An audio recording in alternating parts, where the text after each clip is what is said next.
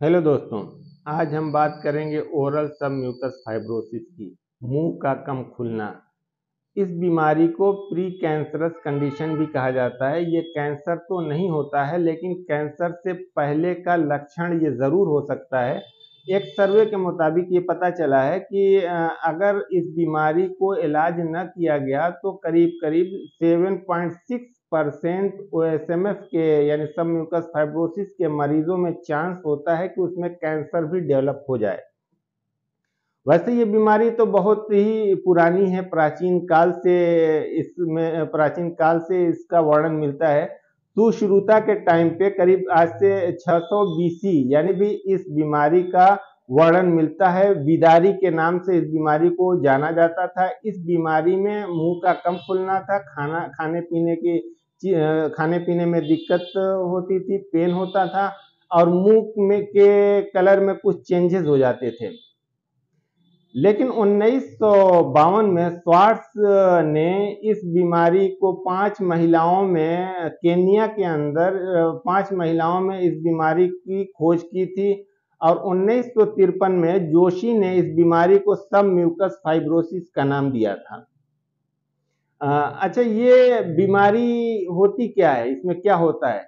जब हमारे खास तौर से इस कॉन्टिनेंट में एशियन कंट्रीज में जैसे कि भारत में, पाकिस्तान में, बांग्लादेश में, भूटान में, ताइवान में, इन कंट्री में पान का और सुपारी का इस्तेमाल, पान मसाले का, गुटखे का इस्तेमाल किया जाता है।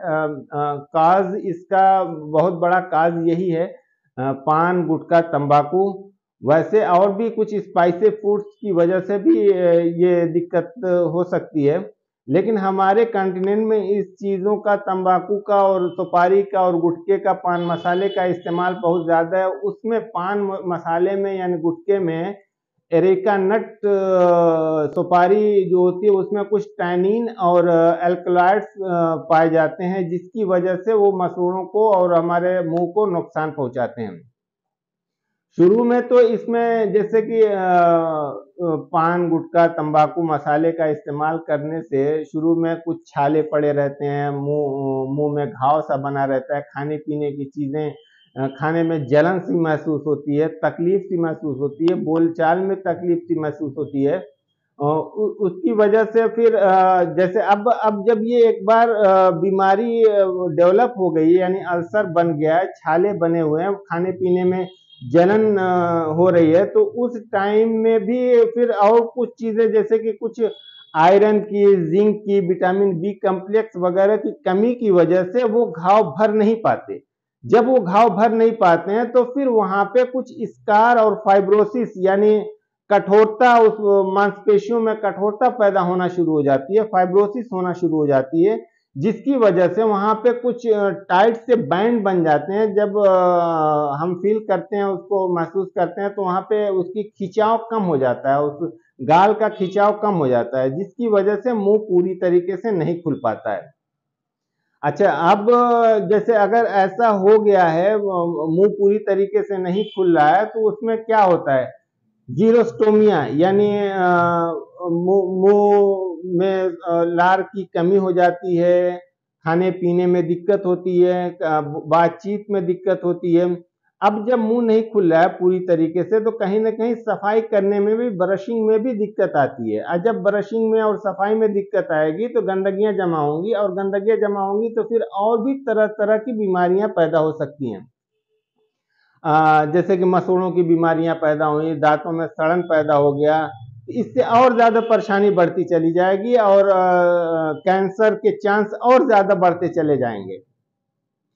इसमें फिर पान गुटखा खाने की वजह से अगर शुरुआत में, अभी मुंह तो पूरी तरीके से खुल रहा है लेकिन बर्निंग सेंसेशन है, मुंह में जलन हो रही है, खाने पीने में तकलीफ हो रही है, छाले हैं, जख्म है, उसी टाइम अगर इसका इलाज किया जाए तो उस टाइम इसका इलाज ये होगा कि पहले तो, सबसे पहले तो हमें आदत को छोड़ना होगा, हैबिट को छोड़ना होगा।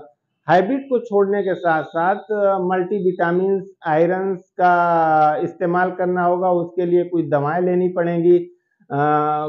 लाइकोपीन वगैरह आते हैं विटामिन के साथ, उन सब चीज़ों को लेना पड़ेगा। टमाटर है और हरी सब्जियों का और फल फ्रूट का ज़्यादा से ज़्यादा इस्तेमाल करना पड़ेगा। और अगर अब मुंह कम खुल रहा है, अब मुंह कम खुल रहा है तो उसकी वजह से अब इसमें भी कई एक है, माइल्ड है, मॉडरेट है, सीवियर है।